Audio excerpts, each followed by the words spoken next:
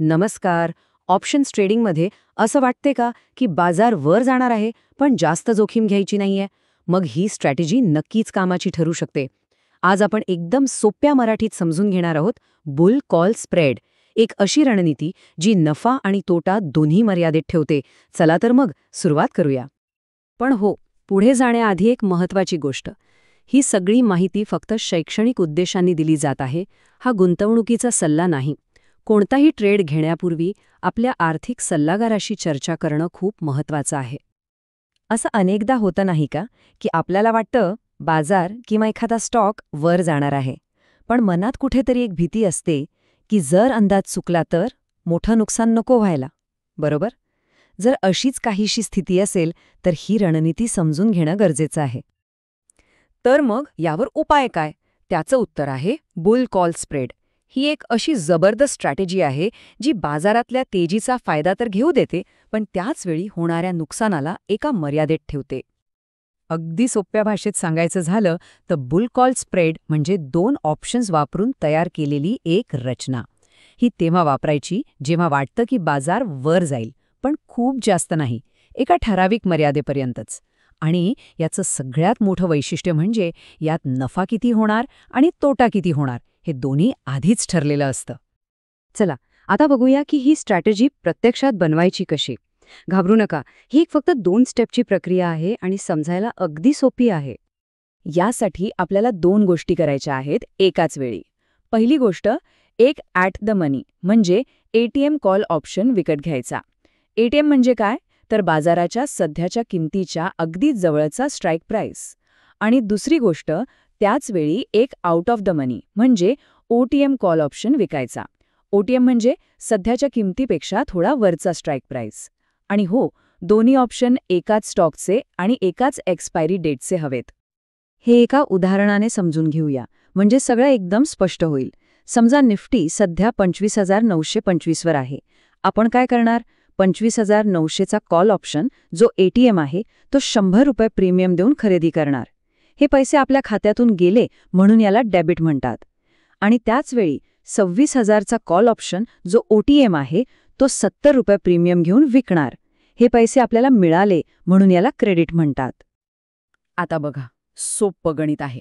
आपण 100 रुपये दिले आणि 70 रुपये आपल्याला परत मिळाले, म्हणजे आपल्या खिशातून किती गेले? फक्त 30 रुपये. यालाच म्हणतात नेट डेबिट. आणि गंमत म्हणजे हीच या ट्रेडमधली आपली जास्तीत जास्त जोखीम आहे. चला तर आता येऊया सगळ्यात महत्त्वाच्या भागाकडे, म्हणजे नफा आणि तोट्याचं गणित. कारण शेवटी सगळा खेळ याचसाठी असतो, बरोबर? ह्या स्ट्रॅटेजीचा सगळ्यात मोठा फायदा काय माहितीये? यात जास्तीत जास्त तोटा किती होऊ शकतो हे आधीच माहीत असतं. आपल्या उदाहरणात आपण सुरुवातीला जे 30 रुपये नेट डेबिट म्हणून भरले आहेत ना, तेच आपलं कमाल नुकसान आहे. बाजार कितीही खाली कोसळला तरी यापेक्षा 1 रुपयाही जास्त तोटा होणार नाही. आणि जसा तोटा मर्यादित आहे तसाच नफासुद्धा मर्यादित आहे. आपल्या उदाहरणात जास्तीत जास्त नफा आहे 70 रुपये. आता हा आकडा कसा आला? अगदी सोपा आहे. दोन्ही स्ट्राईक प्राईजमधला फरक घ्या, म्हणजे 26,000 वजा 25,900 जे झाले 100 रुपये. त्यातून आपला सुरुवातीचा खर्च म्हणजे 30 रुपये वजा करा, उत्तर आलं 70 रुपये. हाच आहे आपला मॅक्झिमम प्रॉफिट. ठीक आहे, गणित तर कळालं, पण आता प्रत्यक्ष एक्सपायरीच्या दिवशी वेगवेगळ्या परिस्थितीत काय होऊ शकतं हे 4 वेगवेगळ्या उदाहरणांमधून समजून घेऊया. पहिली शक्यता बघूया. समजा निफ्टी आपल्या दोन्ही स्ट्राईक प्राईसच्या खाली म्हणजे 25,800 वर बंद झाला. अशा परिस्थितीत आपण खरेदी केलेला आणि विकलेला दोन्ही कॉल ऑप्शनची किंमत 0 होईल. म्हणजे खरेदी केलेल्या ऑप्शनवर दिलेले 100 रुपये पूर्ण बुडतील, पण विकलेल्या ऑप्शनमधून मिळालेले 70 रुपये आपल्याकडेच राहतील. त्यामुळे निव्वळ तोटा किती झाला? 100 वजा 70 म्हणजे 30 रुपये. हाच आपला जास्तीत जास्त तोटा आहे. आता दुसरी शक्यता. समजा बाजार अगदी बरोबर आपण खरेदी केलेल्या स्ट्राईक प्राईसवर म्हणजेच 25,900 वर बंद झाला. इथे सुद्धा पहिल्या परिस्थितीसारखंच होईल. दोन्ही ऑप्शनची किंमत 0 होईल आणि आपलं नुकसान 30 रुपयांवरच थांबेल. लक्षात घ्या, जोपर्यंत बाजार 25,900च्या खाली किंवा त्यावर बंद होतो तोपर्यंत आपला तोटा 30 रुपयांपेक्षा जास्त होणार नाही. आता तिसरी आणि सगळ्यात चांगली शक्यता पाहूया.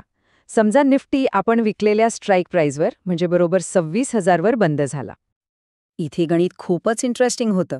आपण जो 25,900चा ऑप्शन खरेदी केला होता त्याची किंमत होईल ₹100. आपण प्रीमियम पण ₹100 दिला होता. त्यामुळे इथे ना नफा ना तोटा. पण आपण विकलेला 26,000चा ऑप्शन 0 होईल आणि तो विकून मिळालेले ₹70 प्रीमियम पूर्णपणे आपला फायदा असेल. म्हणून आपला एकूण नफा झाला ₹70, जो आपला कमाल नफा आहे. आणि आता शेवटची शक्यता. समजा बाजार आपल्या अपेक्षेपेक्षाही जास्त वाढला आणि 26,100 वर गेला. आता बघा गंमत. खरेदी केलेल्या ऑप्शनमधून आपल्याला ₹100 निव्वळ नफा होईल. पण आपण जो ऑप्शन विकला होता त्यावर आपल्याला ₹30 निव्वळ तोटा होईल. मग एकूण काय झालं? ₹100 नफा वजा ₹30 तोटा. म्हणजे आपला निव्वळ नफा ₹70वरच स्थिर राहिला. यावरून हेच सिद्ध होतं की बाजार कितीही वर गेला तरी आपला नफा मर्यादितच राहतो. चला तर मग आपण आतापर्यंत जे काही पाहिलं त्याचे मुख्य मुद्दे थोडक्यात पुन्हा एकदा समजून घेऊया. तर लक्षात ठेवण्यासारख्या गोष्टी. ही स्ट्रॅटेजी तेव्हाच वापरायची जेव्हा बाजाराबद्दल मॉडरेटली बुलिश म्हणजे माफक तेजीचा अंदाज असेल. यात जोखीम आणि नफा दोन्ही मर्यादित आहेत, म्हणजे टेन्शन कमी. ही एक नेट डेबिट स्ट्रॅटेजी आहे, म्हणजे सुरुवातीला थोडा खर्च येतो. आणि सगळ्यात महत्त्वाचं, कमी खर्चात बाजारातल्या तेजीचा फायदा घेण्याचा हा एक उत्तम मार्ग आहे. तर मित्रांनो, आज आपण बुल कॉल स्प्रेडबद्दल सविस्तर माहिती घेतली. ही एक सोपी पण प्रभावी रणनीती आहे. पण सर्वात महत्त्वाचा प्रश्न हा आहे की ही रणनीती प्रत्येकाच्या ट्रेडिंगच्या पद्धतीला आणि ध्येयांना साजेशी आहे का, यावर नक्की विचार करा. आणि नेहमीप्रमाणे कोणताही निर्णय घेण्यापूर्वी स्वतः अभ्यास करा आणि सल्लागाराशी बोला. भेटूया पुढच्या भागात एका नवीन विषयासोबत. धन्यवाद.